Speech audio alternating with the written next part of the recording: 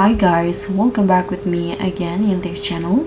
So in this video I'm going to show you how you can find the secret fishing spot on Classic Island in Fish It. So here I'm already on the Classic Island. So once you arrive in the island, you can just go straight here and walk to the stairs, down the stairs in here, and just follow the path